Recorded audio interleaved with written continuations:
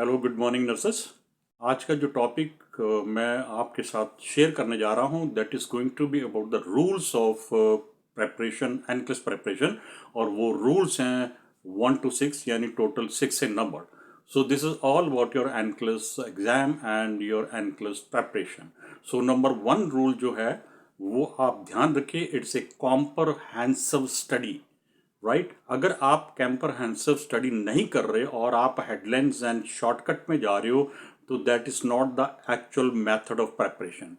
आप फेल हो जाएंगे, 2 बार होंगे, 4 बार होंगे, आप अपने एग्जाम को छोड़ देंगे और then you are nowhere. Right, so comprehensive study is the comprehensive solution. और उसके अंदर जो कॉन्सेप्ट एंड डाउट्स को क्लियर करना सिस्टम वाइज, डिसऑर्डर वाइज, वो बहुत ज़रूरी है। और जब तक आपके कॉन्सेप्ट एंड डाउट्स क्लियर नहीं होंगे, जब तक आपको इंफॉर्मेशन को इंटरकनेक्ट करना नहीं आता, तो तब तक आपकी जो स्टडी है वो कॉम्प्रहेंसिव नहीं है। नंबर 2 जो गोल्डन रूल्स है वो ये है कि जब आप एक सिस्टम फिनिश कर लेते हो तो you must know the strategy, क्योंकि आप उस सिस्टम वाइज, यानी उस पर्टिकुलर सिस्टम को जो आपने फिनिश अप कर लिया, उसके अब आप टेस्ट पेपर करने जा रहे हो। फॉर एग्जाम्पल, जैसे fluid electrolyte acid base balance आपने फिनिश अप कर लिया, तो आप सिर्फ उस सिस्टम के अगर आप क्वेश्चन करने जा रहे हो, प्रैक्टिस करने जा रहे हो, तो बिफोर क्वेश्चन को अटैम्प्ट करना, उससे पहले आपको स्ट्रेटजीज डेफिनेटली आने चाहिए। क्योंकि कॉम्प्रहेंसिव स्टडी के साथ अगर आपको स्ट्रेटजीज नहीं आती, जो बहुत important part of the preparation है, आई कैन अश्योर यू कि जो स्ट्रेटजीज की वजह से कई बार आपके क्वेश्चन गलत हो जाते हैं। आपके थ्योरेटिकल नॉलेज है लेकिन आपने स्ट्रेटजीज को, आपको आती नहीं है, स्ट्रेटजी को आपने नोट नहीं किया, स्ट्रेटजिकल जो वर्ड्स हैं उनको आपने मिस कर दिया। सो स्ट्रेटजीज बहुत बड़ा रोल प्ले करती हैं आपके एग्जाम को पास करने में। So that play a 50 to 60% role in cracking the exam. Number 3 जो है, जब आप सिस्टम वाइज क्वेश्चन प्रैक्टिस करेंगे तो वो एक एक सिस्टम के क्वेश्चन साथ साथ में प्रैक्टिस करते जाइए। और आप जब कितने सारे क्वेश्चंस एक सिस्टम के प्रैक्टिस करेंगे, फॉर एग्जांपल आप कैप्लन से ले लेते हो, आप boot.com से ले लेते हो, आप यू वर्ल्ड से ले रहे हो, आप लिपिनकॉर्ड के ले रहे हो, आप साउंडर के ले रहे हो, लेकिन topic fluid electrolyte acid base balance is not going to change, वो सेम रहेगा। आप चाहे 500 क्वेश्चंस कर लो, 5 सोर्सेस से कर लो, लेकिन जो principle of fluid electrolyte acid base balance है वो नहीं चेंज होगा। इसलिए मैं जोर देता हूं कि आपकी कॉम्प्रहेंसिव स्टडी नॉलेज इंपॉर्टेंट है। सेकेंडली आपके लिए इंपॉर्टेंट है स्ट्रेटजी को अप्लाई करना, लर्न करना। नंबर 3 है क्वेश्चन सिस्टम वाइज प्रैक्टिस करिए। नंबर 4 जो है आपका इंग्लिश का लेवल, पर्सनल लेवल जो है वो क्या है। क्योंकि हर जो हम जो नॉन इंग्लिश स्पीकिंग कंट्री से आते हैं, हमारा जो इंग्लिश का लेवल है वो डिफरेंट हो सकता है। लेकिन अगर आप अपनी ड्यूरिंग प्रेपरेशन इंग्लिश के, जब आप क्वेश्चन रीड करते हो, जब आप ऑप्शन रीड करते हो, तो आप उनमें कोई पर्टिकुलर इंग्लिश के वर्ड है उनका मीनिंग नहीं पता, या आपने आपने उनको ज़्यादा ध्यान उनकी तरफ नहीं दे दिया, तो भी आपका आंसर 90% मैं गारंटी दे रहा हूँ कि वो गलत हो जाएगा। And that is because of your level of English. और इंग्लिश की ग्रामर, इंग्लिश में जब आप क्वेश्चन रीड कर रहे हो तो आपने उसको सेंस को, इंटरप्रिटेशन को एग्जैक्टली करेक्टली नहीं समझा, that was the reason of A wrong answer. जो नेक्स्ट नंबर 5 है वो है कि रेगुलर स्टडी एंड प्रैक्टिस करना। रेगुलर स्टडी एंड प्रैक्टिस करने का मतलब यहाँ पे क्या है, रूल नंबर 5। इसमें ये होता है कि जब आप कंप्लीट, आप अपना एक बार कॉम्प्रहेंसिव थ्योरेटिकल, यानी जो भी बुक आप यूज़ कर रहे हो, आप उसको अपडेट कर लेते हो, लर्न कर लेते हो, you finish off the syllabus, तो उसके बाद फिर आपको दोबारा रिवीजन ऑफ द सिलेबस करने की ज़रूरत नहीं है, थ्योरी को दोबारा रीड करने की ज़रूरत नहीं है। देन जो अगला जो फेस ऑफ द जो प्रेपरेशन है, हम उसको प्रैक्टिस मोड कहते हैं। और उसके अंदर आपको बहुत सारे क्वेश्चन प्रैक्टिस करने हैं।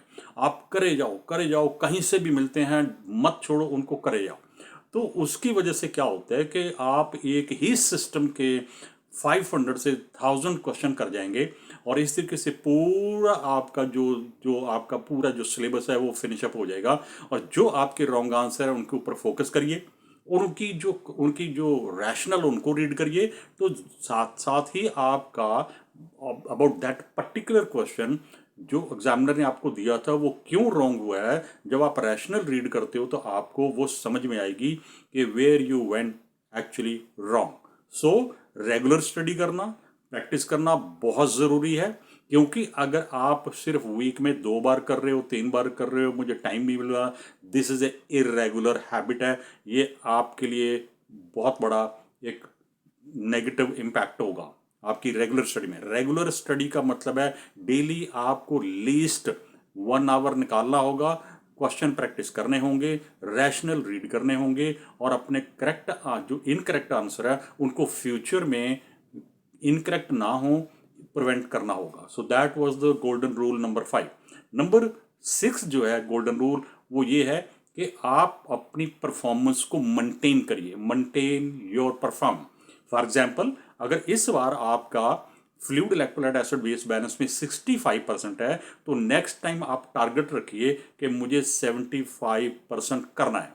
Next again fluid electrolyte acid base balance, अगली बार थर्ड टाइम आप अपना टारगेट रखिए कि मुझे 85 करना। सो दिस वे आपका कंप्लीट सिस्टम वाइज जो परफॉर्मेंस है, एंड देन सिस्टम वाइज के बाद जब आप कॉम्प्रहेंसिव टेस्ट में चले जाते हो तो आपकी जो परफॉर्मेंस होगी कॉम्प्रहेंसिव टेस्ट तक जाते जाते 85% प्लस हो जाएगी। मैं आपको गारंटी दे रहा हूँ इस बात के लिए कि मेरे कैंडिडेट आज की डेट में जिनको सिर्फ 30% 40% नॉलेज था, थ्योरेटिकल इंटरकनेक्ट करना, कॉन्सेप्ट डाउट, आज वो 85% प्लस उनकी परफॉर्मेंस है और वो कंसिस्टेंट है, वो बहुत हैप्पी हैं, दे आर हैप्पी। और मैं भी खुश हूँ कि मैं उनको डिलीवर कर रहा हूँ। मैंने उनके उनकी जो mechanism of thinking about the NCLEX exam है, क्वेश्चन को रीड कैसे करना है, क्वेश्चन में जो वाइटल इंफॉर्मेशन उनको नोट कैसे करना है, ऑप्शंस के अंदर जाके डेंजरस वर्ड को कैसे नोट करना है, इंग्लिश पॉइंट ऑफ व्यू से क्या वहाँ पे इम्पोर्टेंट था, ये मैं उनको रिपीटेडली रिमाइंड कराता रहता हूँ, उसके ऊपर फोकस करता रहता हूँ, ताकि वो चीज़ें जो अनकॉमन उन स्टूडेंट्स के लिए हैं वो कॉमन हो जाएं। और जब ये कॉमन हो जाएंगी तो फिर उनकी वो बातें, वो जो इम्पोर्टेंट नॉलेज है वो उनकी टिप्स ऑफ द फिंगर्स पे होगा, and they will not take much time to decide the correct answer. So maintain consistent performance. आप अपना टारगेट रखिए, किसी भी सिस्टम की बात करो या कॉम्प्रहेंसिव टेस्ट की बात करो, अगर एक बार आपके 70% आ रहे हैं या इवन 50% भी आ रहे हैं, तो नेक्स्ट टाइम रखिए कि मैंने 60% लेने हैं, नेक्स्ट टाइम 70% लेने हैं, मैंने 80% लेने हैं। Work hard, spend time, check through the Google, check through your books. अभी आप जब प्रैक्टिस कर रहे हो तो you have more than enough time, the family support you, the family is waiting for a positive result. इसमें एक सिर्फ आपका सेक्रिफिकेशन नहीं है, the complete family is involve in support. जब वो स्पोर्ट करते हैं, you must take the advantage of that, you must perform, you must give them the result, that must be your positive side of your mind. मैं आपको sure करता हूं कि आप फर्स्ट टाइम डेफिनेटली आप यू कैन गेट थ्रू। और आप मुझे कांटेक्ट कर सकते हो, मेरा जो फ़ोन नंबर है वो 267-469-136, और मेरी जो कोचिंग सेंटर का नाम है वो डॉल्फिन आर्न है। और आप मुझे कभी भी व्हाट्सअप कर सकते हो, कभी भी कॉल कर सकते हो। मैं इंडिया का भी नंबर यहाँ पे यूज़ करता हूँ, वो 9988346862। मेरा जो फेसबुक पे जो अकाउंट है, सैमसन सर के नाम से आप मुझे ढूंढ सकते हो, या सैमसन जीएम के नाम से भी मुझे सर्च करके आप मेरी बहुत सारी पोस्ट वहाँ देख सकते हो। यूट्यूब चैनल है मेरा सैमसन सर एनक्लेस क्लासेस, वहाँ पर भी मुझे आप देख सकते हो। इंस्टाग्राम पर भी मुझे सर्च करके मेरी पोस्ट एंड मेरे ऑडियो वीडियो जो इन जो जो मैंने इन्फॉर्मेशन लोड करी है, आप उनको सुन सकते हो।